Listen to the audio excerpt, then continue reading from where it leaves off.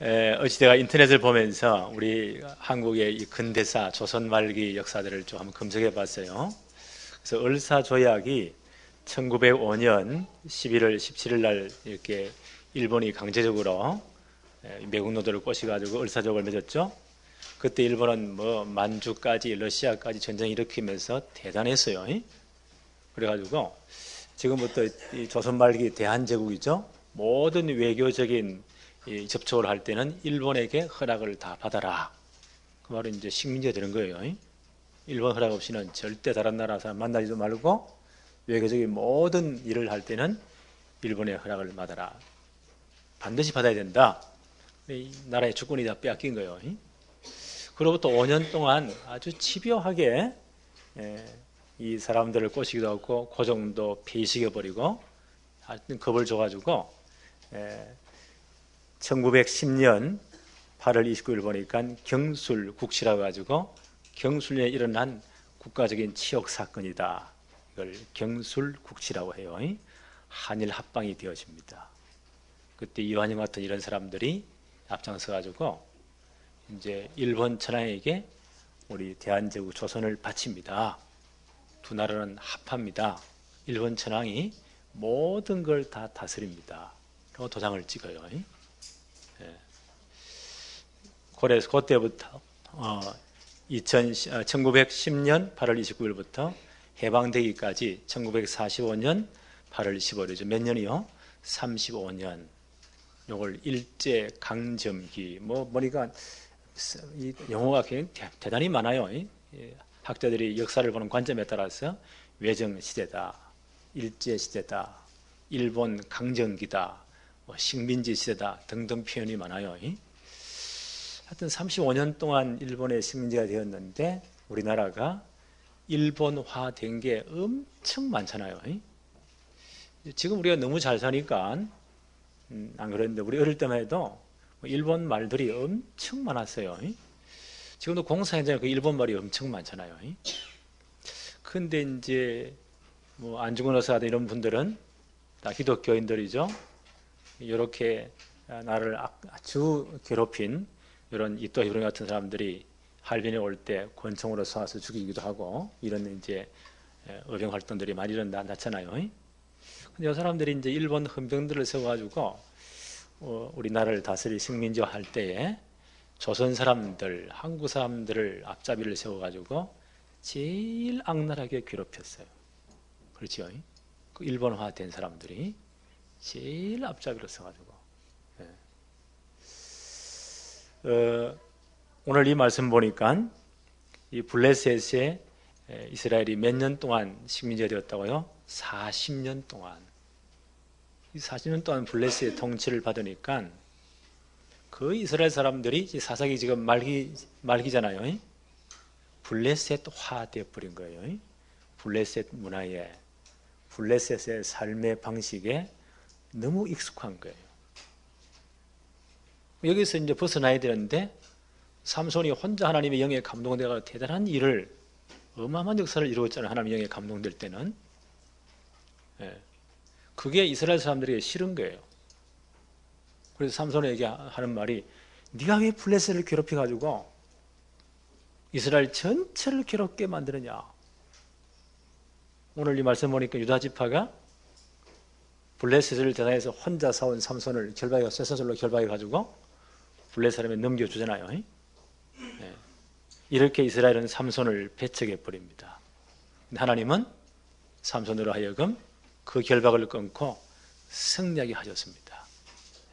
역사에 참 이런 비극들이 있죠. 1번 봅시다.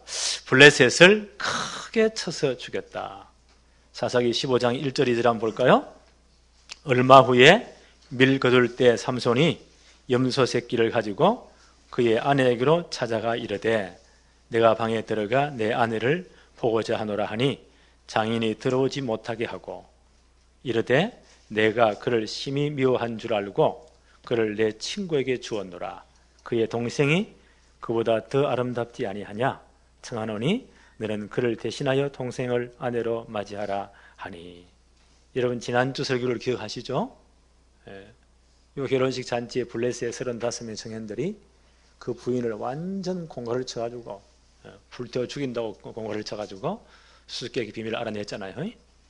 삼손이 열이 받쳐가지고 블레셋 사람은 먼 동네 가서 다 30명 박살내고 그 옷을 다 벗겨가지고 선물 약속대로 그들의 선물을 다 줬죠. 그리고 화가 나서 맞부립니다.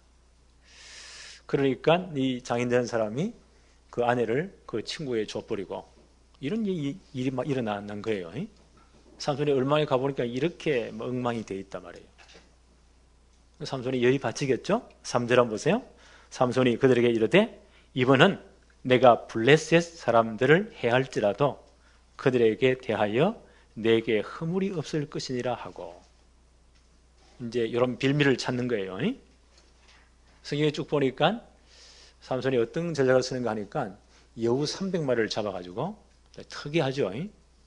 여우 꼬리를 2마리씩 가지고 꼬리를 딱 묶고는 거기에 회를 달아 불을 붙여가지고 그 블레셋 사람의 모든 곡식 그 밭에 아마 그때 추수기가 된 모양이죠. 그리고 포도원에 감람나무가 있는 그런 그 농장에다 다 풀어버립니다.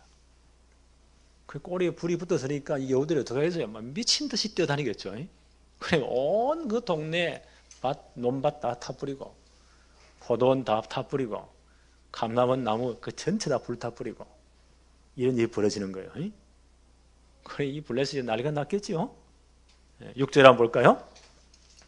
블레셋 사람들이 이르되 누가 이 일을 행하였느냐 하니 사람들이 대답하되 딥나 사람 사위 삼손이니 장인이 삼손의 아내를 빼앗아 그의 친구에게 준 까닭이라 하였더라.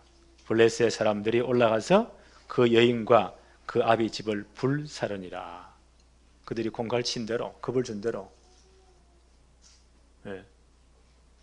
삼손의 이 장인 집을 그 전체를 다 식구들을 다 불태워 죽여버립니다. 이러니까 삼손이 이제 더 보복할 명분이 생겼겠죠. 7절부터 한번 볼까요? 삼손이 그들에게 이르되 너희가 이같이 행하였은즉 내가 너희에게 원수를 갚고야 말리라 하고 8절 블레셋 사람들의 정강이와 넓적다리를 크게 쳐서 죽이고 내려가 에담 바위 틈에 머물렀더라. 이 30명 수수께끼를 풀지 못해가지고 그 공갈을 친 사람들 있죠. 이 사람들이 올라와서 다 불태워 자기 장인 집을 다 불태워 죽였으니까 이들을 전부 다 쳐 죽이고 삼손은 이제 유다 지파 있는 쪽으로 돌아옵니다. 에담 바위 틈에 머물렀다. 이거 블레셋이 또 가만히 있겠어요? 9절 한번 보세요. 이에 블레셋 사람들이 올라와 유다의 진을 치고 레이에 가득한지라. 10절에 유다 사람들이 이르되 너희가 어찌하여 올라와서 우리를 치느냐? 그들이 대답하되 우리가 올라온 것은 삼손을 결박하여 그가 우리에게 행한 대로 그에게 행하려 함이로다 하는지라 라고 삼손을 내놓으라고 합니다. 이쯤 되면 어떻게 해야 돼요? 전 유다 지파가 리더가 돼가지고 삼손을 중심으로 하나님 사설을 세웠잖아요. 하나로 딱 뭉쳐 블레셋을 물리쳐야 돼요. 근데 이 양반들이 얼마나 블레셋화 되어버리고 이 앞잡이가 되어버렸는지 11절 한번 볼까요? 유다 사람 3,000명이 에담 바위 틈에 내려가 삼손에게 이르되 너는 블레셋 사람이 우리를 다스리는 줄을 알지 못하냐? 우리가 블레셋 식민지가 아니냐? 그걸 알지 못하느냐? 내가 어찌하여 우리에게 이같이 행하였느냐 하니 삼손이 그들에게 이르되 그들이 내게 행한 대로 나도 그들에게 행하였노라 하니라. 자, 이분들을 말하는 거 한번 보세요. 삼손을 중심으로 하나 돼가지고 옛날 같으면 그래서요. 하는 사설을 세울 때는 전 지파가 딱 뭉쳐가지고 군사를 동원해서 물리쳤죠. 완전 블레셋 얘기가 완전 불복이에요. 블레셋화 되어버린 거예요. 우리말하면 세속화 되어버린 거예요. 그런데 왜 블레셋 사람들의 심기를 건드려가지고 우리를 괴롭게 하느냐?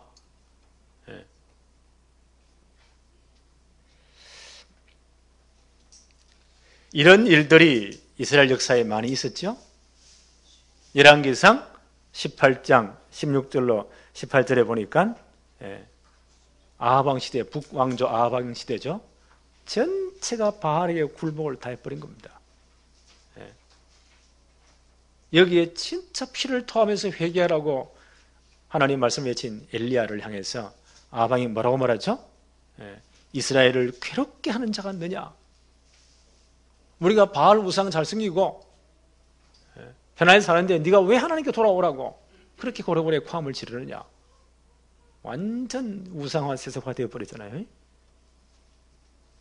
출애굽도 있었어요.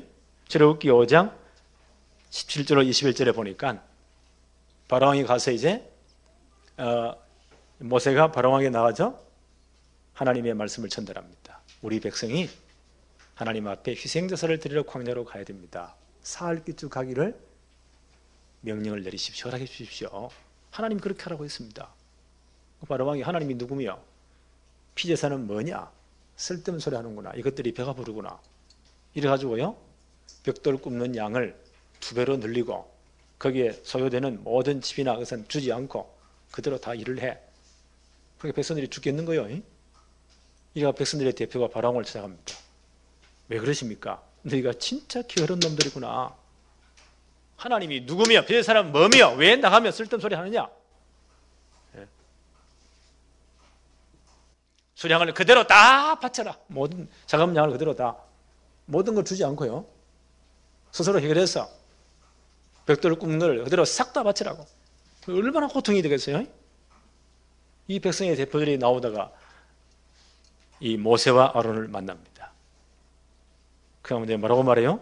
너희가 우리를 바로의 눈과 그의 신하의 눈에 미운 것이 되게 하고 그들의 손에 칼을 주어서 우리를 죽이게 하는구나. 여호와는 너희를 살피고 판단하기를 원한다. 그들이 이제 모세를 어떻게 돼요? 우리가 다 죽어도 하나님 말씀으로 나가자고 해야 돼요. 이 애굽화 되어버린 거예요. 이 사람들이 결국 애굽에 빠져나왔을 때 늘 뭐했죠? 하나님 불평하고 원망하다가 애굽에 있을 때는 고기 가마 곁에서 고기를 뜯어 먹고 그때는 어마어마한 음식을 먹고 그때가 좋았는데 문제 칠 때마다 애굽 돌아가자고 요래 불평하다가 모래땅에 싹 다 묻혀버렸잖아요. 예수님 당시도 마찬가지예요. 그 당시에 대제사장이 가야바라는 분입니다. 예수님 따라다니는 사람이 굉장히 많았잖아요. 그러니까 로마에서는 걱정을 하겠죠. 로마 식민지니까. 그야말로 하는 말이 한 사람을 백성을 위해서 죽여서 온 민족이 망하지 않도록 해야 될 것이 아니냐. 하나님이 계획이고 뜻이고 뭐고 다 때려치우고.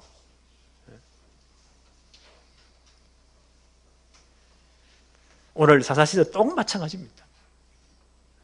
완전 블레셋 문화에 거기 다 빠졌어. 세속에 빠져 그게 훨씬 더 편하게 느껴지는 거예요. 혹시 우리 이런 모습이 없습니까? 세상의 생활이 훨씬 더 편해. 예배드리는 것도 귀찮고 주일날도 귀찮고 이게 우리 모습이 아닐까요?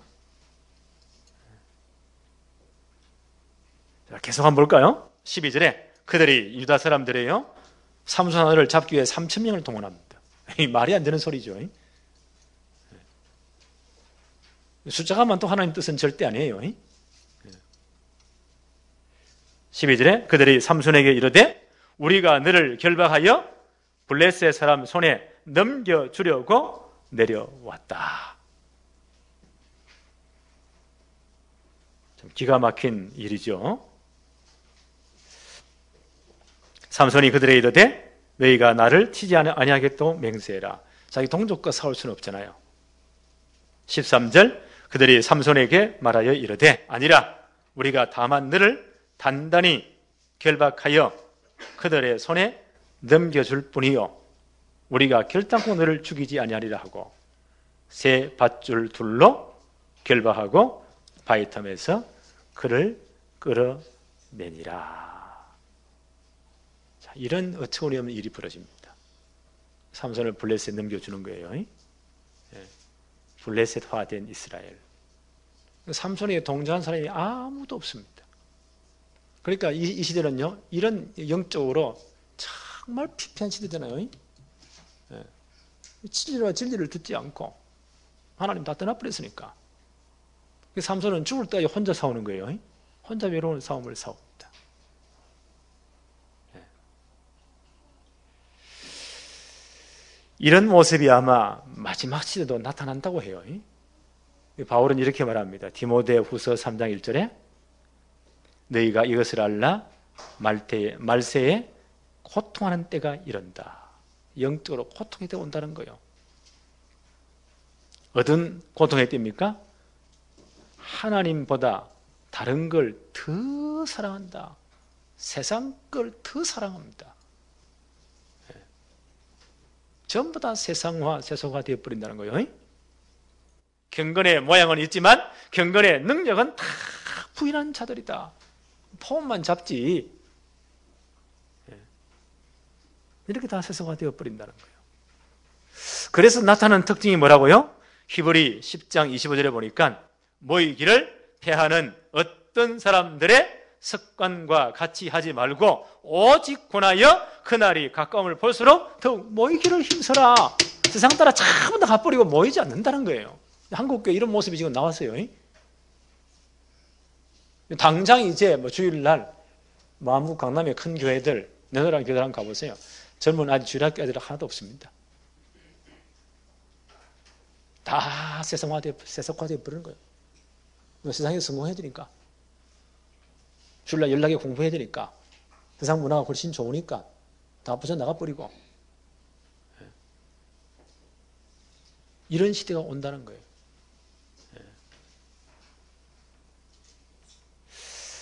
그래서 우리가 이걸 진짜 이기려면요, 정말 우리 교회는 복음으로 진짜 완전체가 돼야 돼요. 복음으로 진짜 하나 돼야 돼요. 모이기를 힘쓰는 자들이 돼야 돼요. 이런 부분은 굉장히 중요한 부분입니다. 사단이 이걸 딱 건드리는 거예요. 지금 블레셋이 되어버리니까 삼손을 아무도 동조 안 하잖아요. 하나님 분명히 계획이 분명한데도. 마지막 때 이렇게 된다는 겁니다. 철저히 우리 교회는요, 정말 복음으로 딱 하나가 돼야 돼요. 그리고 모이기를 힘써야 돼요. 이게 세속화를 막는 방법 중에 하나입니다. 세상은요, 엄청난 재밌는 것, 좋은 것 많이 만들어내요. 이라 싹싹 다 빼가버립니다. 이런 시대가 온다는 거예요.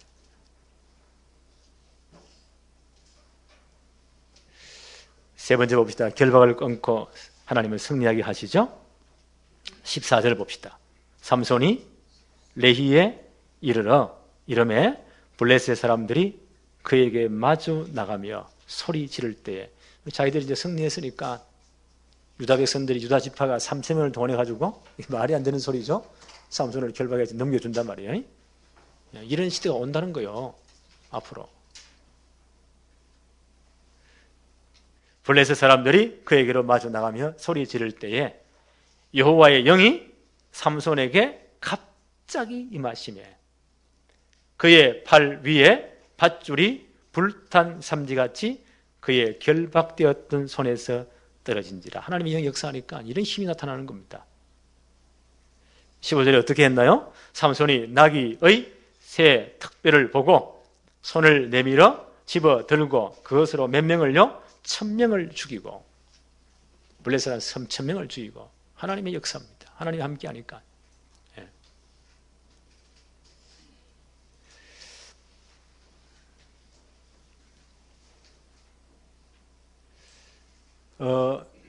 하나님은 이렇게 역사하시잖아요. 전 유다 지파들은 삼손을 반대했잖아요. 왜 블레셋이 건드려가지고 우리를 이렇게 괴롭히느냐. 삼손을 결박에 넘겨줍니다. 하나님 그걸 딱 바꿔버리잖아요. 창세기 50장 20절에 보니까 요셉이 고백하죠. 마지막에 형제들에게 당신들은 나를 애굽의 종으로 팔았습니다. 하나님은 그것을 선으로 바꾸어서 오늘 같이 많은 백성의 생명을 구원하려고 하셨습니다. 하나님이 그걸 바꿔버립니다. 우리가 진짜 언약을 붙잡으면 하나님은요, 그 모든 걸 바꾸십니다. 그렇잖아요. 우리가 이 일에 진짜 쓰임받기를 원합니다. 아니, 이 같은 작은 교회들이 몇 사람이 한다고 되느냐? 아닙니다. 우리가 진짜 언약 붙잡고 하나님 앞에 서면 하나님 그걸 바꿔버립니다. 이게 성경의 역사예요. 자, 18절부터 한번 볼까요? 이 한 명이 1000명을 죽여서 얼마나 이분이 기진맥진하겠어요?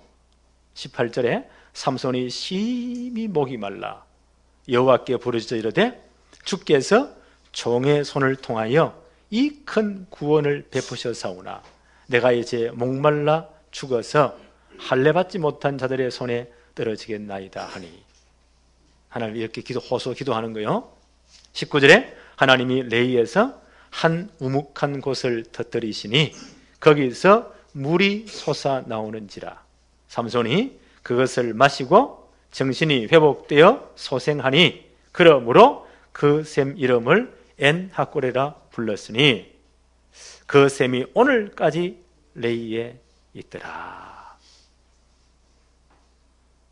삼손이 하나님의 영광을 위해서 기도하잖아요. 내가 목말라 여기서 쓰러지면 저 블레셋 사람 나를 쳐 죽여서 하나님 영광 가립니다. 하나님 내게 힘을 주십시오. 하나님 물을 터뜨리잖아요. 흑샘으로 먹고 이 삼손이 다시 회생하잖아요. 그래서 이 삼손이 이렇게 성령 충만할 때는요, 정말 이 신앙이 참 대단하죠. 하나님의 영광을 위해 기도합니다. 하나님은요, 자기 영광을 위해서 우리를 반드시 지키시고 역사하십니다. 그래서 시편 23편 3절에 뭐라고 말합니까? 하나님은 내 영혼을 소생시키시고 자기 이름을 위하여 의의 길로 인도하십니다. 그렇죠? 자기 이름을 위하여. 그래서 저는 기도합니다. 하나님 영광을 위해서 우리 교회에 하나님 역사해 주십시오.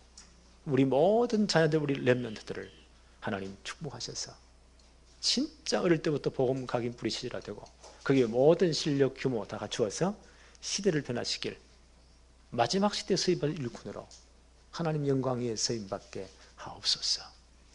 저는 그걸 렘넌트 성공시대라고 붙였어요.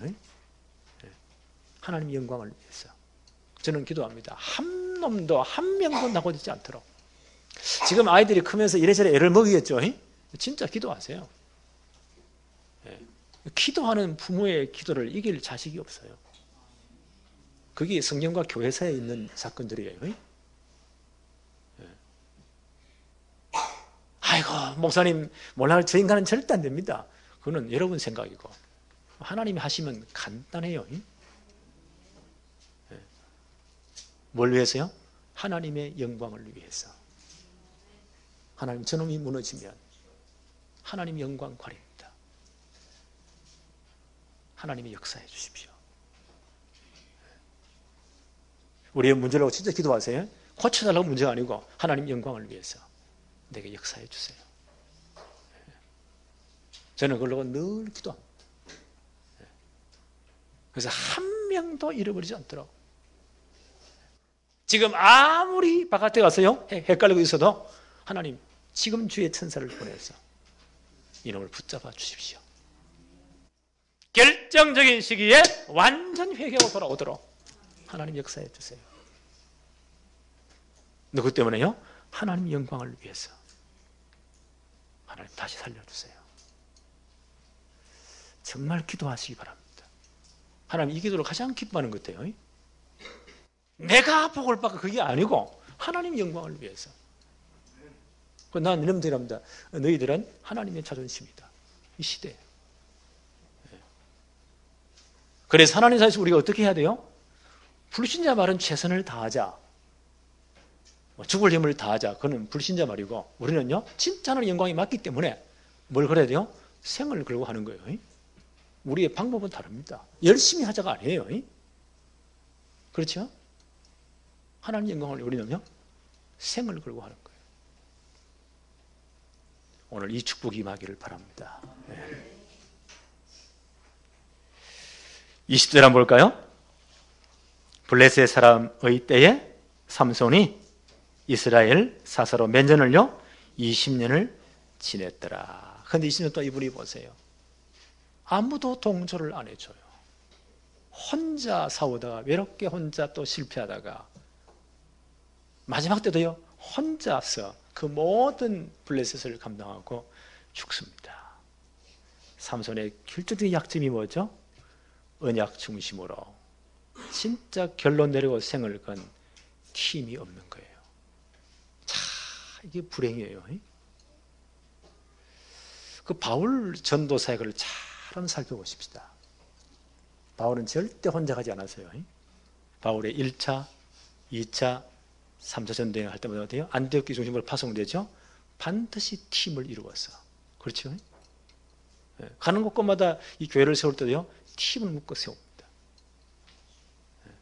그래서 바울이 로마로 갈 때는요, 수많은 그들은 열심히 한다, 뭐 그 정도가 아니고요, 생을 목을 딱 내놓은 이런 복음의 팀들이 쫙 깔린 겁니다. 우리 바울이 세계복음한 거예요. 이 사사시대의 마지막 시대입니다. 참 불행한 것은요, 진짜 언약의 결론 난, 복음으로 정말 결론 난 이런 사람들의 팀이 묶이지 않은 겁니다.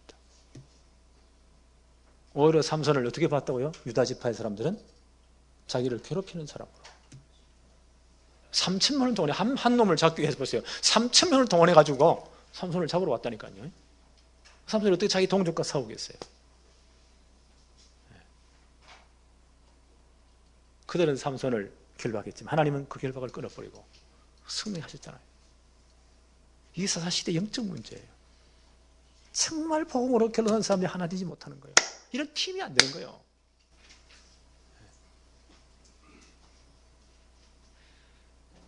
오늘 우리가 진짜 기도합시다. 우리 교회는요, 정말 렘넌트 하나님의 뜻입니다. 하나님의 계획 분명해요.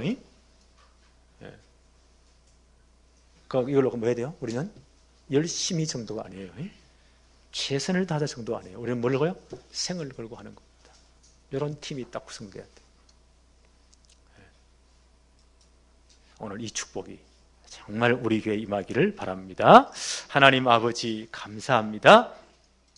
오늘도 복된 주의 날을 허락하시며 오늘 말씀을 통해서 우리를 향한 하나님의 계획이 무엇인지, 우리 후대와 렘넌트를 향한 하나님의 절대적인 계획이 무엇인지 깨닫게 하심을 너무 감사합니다.